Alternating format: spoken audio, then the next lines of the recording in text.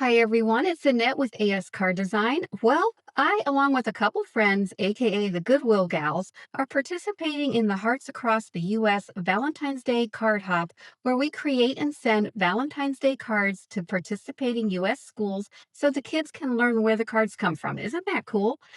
In this video, I'm sharing how I designed a bright and cheerful Valentine's Day card that will be sent to a classroom in Indiana. And I'm super excited to be a small part of this amazing project, helping kids learn geography through Happy Mail.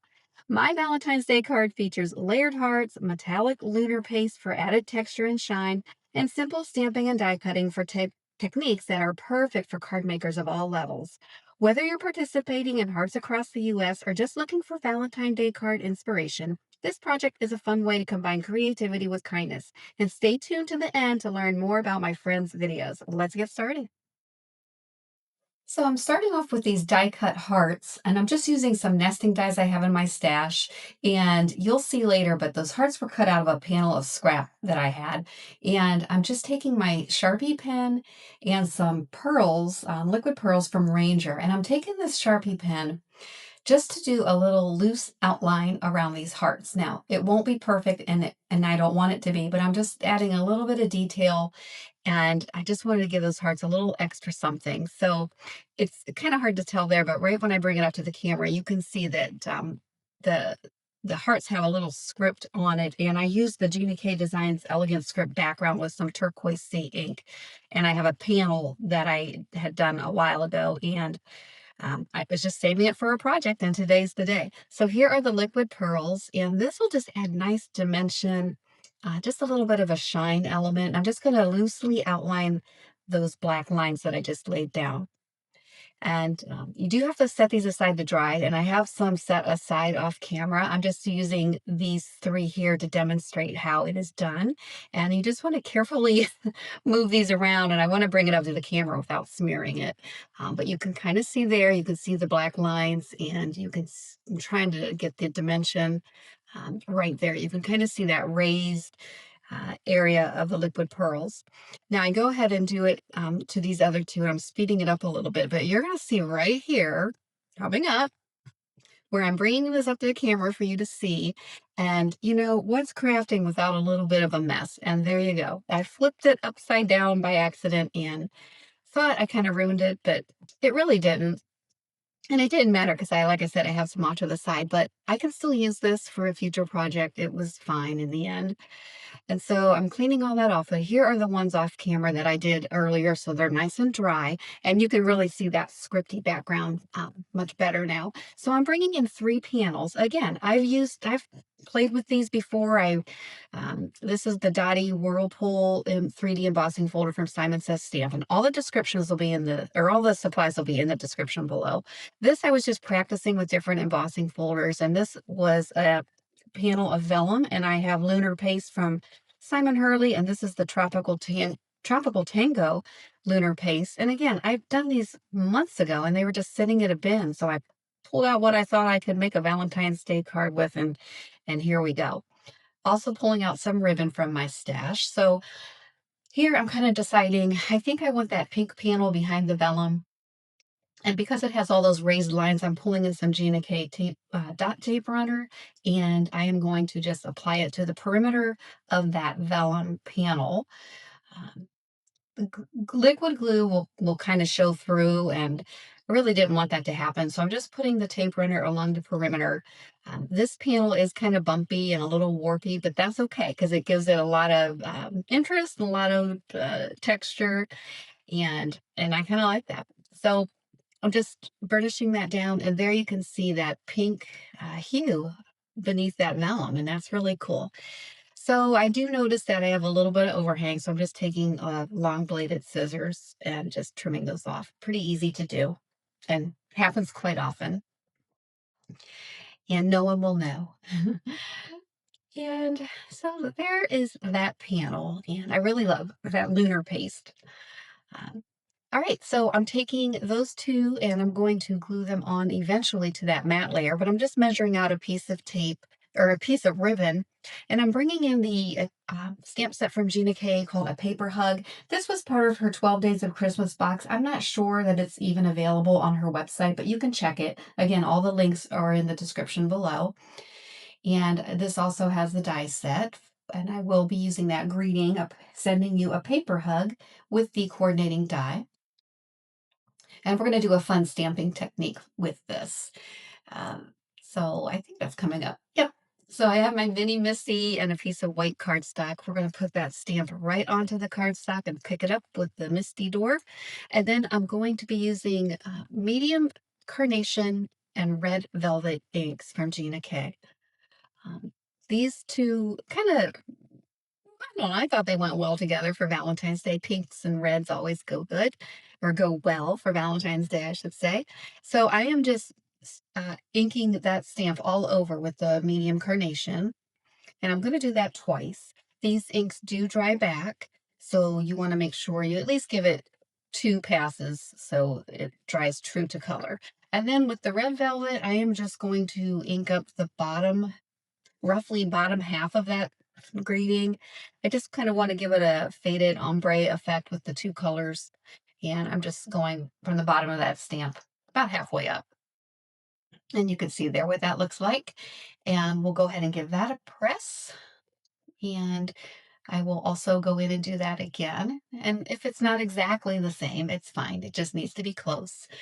And we'll go ahead and get that down. And then we're going to be doing some heat embossing next, because I want this greeting to be nice and shiny and glossy. So I'm going to be bringing in the Wow Embossing Powder Clear Gloss, super fine, and also the Wow Embossing ink. So it's important to keep your stamp exactly where it is. You can clean it off like you saw me do and just leave it where it is so it stamps in exactly the same position.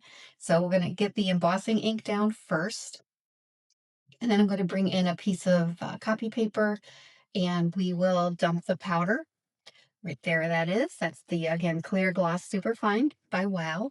And I do have a discount code that is good for their entire website, and that will also be in the description below. I do get a little bit of a commission, but you can use those links and those codes at no extra cost to you, and it's really appreciated. And so I'm just melting the powder. And this is always the best part of crafting, in my opinion. I love it when the powder melts and you can kind of see that transition right there. It goes from dull to shiny right before your eyes. And this powder melts like glass. It's so smooth and shiny. I really love it. They also have mixed media powders that I've been playing with, and I have other videos on that. Really fun to work with those. So there it is. That's that nice glossy, shiny, sending you a paper hug. I'm going to die cut this off camera, and I'm going to die cut it twice. I want to just die cut that greeting and then just a plain white one just to glue to the back to just give it a little extra dimension.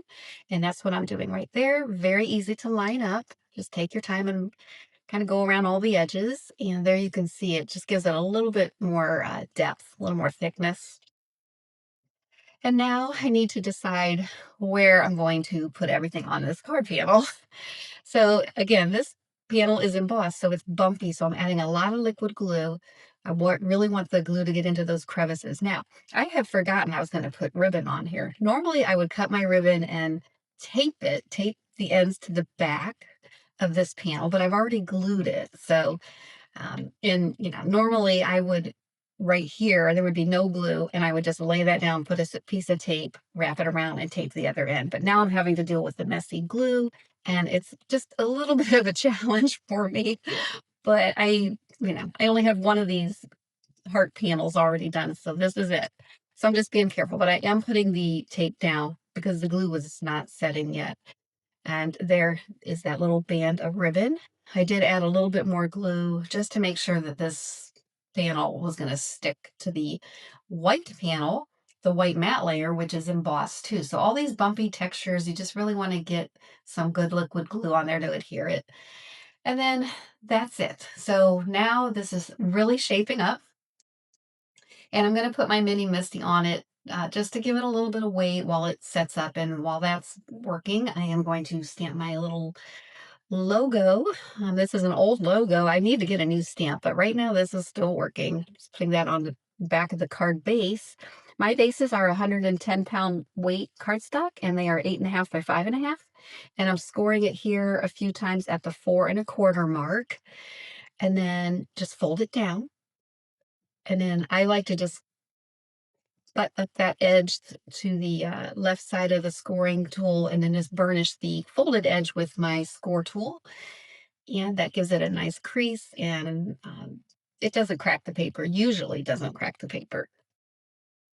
All right, so my panel is pretty set, glued. I want to bring in a piece of mint tape just to put inside that card base so it lies nice and flat when I'm putting this card together. And then we'll go ahead and glue the matte layer and panel. I'm just putting a lot of glue on the perimeter and in the middle. Um, and then I'll just line it up on the base, make my even margins all the way around.